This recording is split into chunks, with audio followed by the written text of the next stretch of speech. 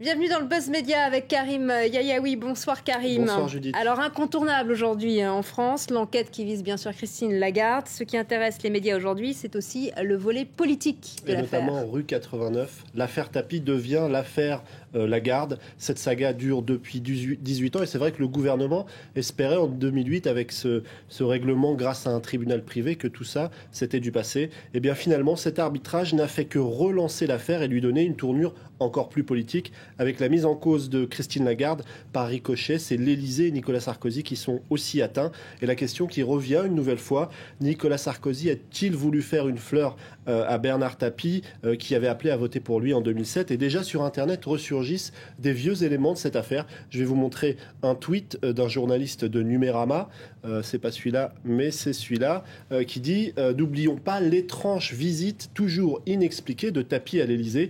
C'est vrai qu'en 2008, Bernard Tapie s'était rendu à l'Élysée. Il y avait quelques journalistes pour constater cette visite très discrète.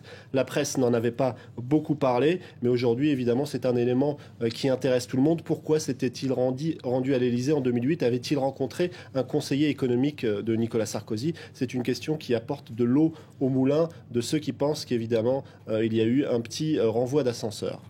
Et puis Karim, dans cette affaire, un site internet a été en première ligne, c'est Mediapart. Exactement, il y a quelques jours, avant que la Cour de justice de la République ne décide d'ouvrir cette enquête, Laurent Mauduit, qui est à Mediapart, la personne qui suit cette affaire depuis 2008, il lançait un appel à l'indignation. Vous le voyez, il a aussi écrit un livre qui s'appelle « Sous le tapis ». Il écrivait « Indignez-vous » parce que les médias ne parlent pas suffisamment de cette affaire alors qu'elle devrait avoir un retentissement aussi important que l'affaire de Karachi. C'est un des scandales les plus importants de ces dernières années, dit-il. Il rappelait que lorsque Christine Lagarde avait annoncé qu'elle allait postuler au poste de président du FMI, de directrice du FMI, pardon. Il était un des seuls à poser les questions qui fâchent dans la salle, alors que d'autres journalistes se taisaient. Donc pour ce journaliste, cette décision de la Cour est une petite victoire. Alors c'est vrai que c'est une petite victoire. Laurent Mauduit a été directeur adjoint à la rédaction au Monde. Aujourd'hui, il est à Mediapart. Il signe aujourd'hui sur Mediapart un article intitulé « Lagarde démission ». Mais beaucoup considèrent qu'il va un peu loin, qu'il sort de son rôle de journaliste finalement. Et ce titre de Mediapart a même provoqué une passe d'armes sur Twitter. Le débat est passionné. Je vous montre par exemple un petit tweet qui va arriver d'un internaute qui dit « Vous n'êtes pas dans votre rôle de journaliste ». Il s'adresse à Laurent Mauduit, exactement, qui lui répond quelques minutes plus tard sur Twitter. Après avoir conduit de si nombreuses enquêtes et révélé tant de faits cachés, n'ai-je pas le droit de donner mon avis? On est à la frontière entre le militantisme et l'investigation. L'avenir dira si Mediapart a eu raison de titrer de cette façon aussi rapidement. Alors j'ai pas pu résister à vous montrer quelques images. Pour ceux qui sont hors de nos frontières, ils ne savent peut-être pas que Bernard Tapie, qui est au cœur de cette affaire, a eu de nombreuses vies. Je vous propose d'écouter un extrait de Bernard Tapie chanteur. Nous sommes en 1985. C'est prendre la main d'un enfant, le cœur d'une femme qui te sourit, à l'aventure Bernard Tapie qui a également été acteur. Alors cette chanson s'appelle « Réussir sa vie ». Il pourrait rajouter un petit paragraphe aujourd'hui parce que réussir sa vie, c'est aussi empocher plein de millions d'euros parce que quoi qu'il arrive maintenant, on ne demandera pas à Bernard Tapie de rembourser.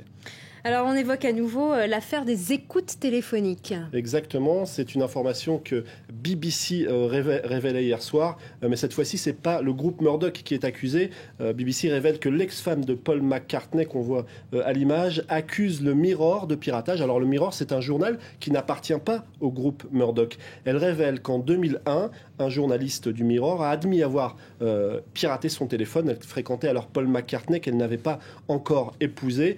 Une révélation tardive, mais elle met en évidence le fait que c'est pas seulement les journaux de Rupert Murdoch qui ont eu recours à des pratiques plus que douteuses. À l'époque, le directeur de la rédaction du Mirror était un certain Piers Morgan. Je vais vous montrer son blog. Maintenant, il est du côté de CNN. Aujourd'hui, au sein du groupe, on se défend. On dit que nos journalistes n'ont jamais eu à faire ce genre de pratiques. Et on souligne avec un peu de perfidie, il faut l'admettre, que Heather Miles avait écouté elle-même son mari au moment où il divorçait. Alors on finit maintenant avec la vidéo qui cartonne sur le web, un chimpanzé tueur qui sème la terreur sur Internet. On va découvrir les images ensemble.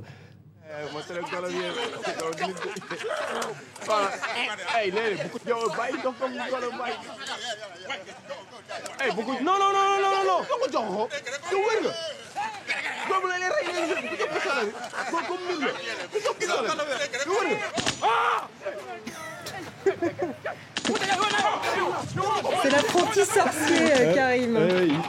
Il se débrouille pas mal pour un débutant.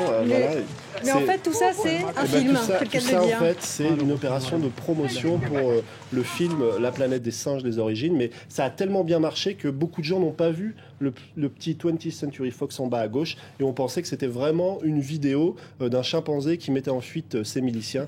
Mais finalement, c'était une pub plutôt bien réussie. Merci beaucoup, Karim Yayaoui, pour votre buzz des médias. Restez avec nous sur France 24. Tout de suite, une nouvelle tranche d'informations en direct.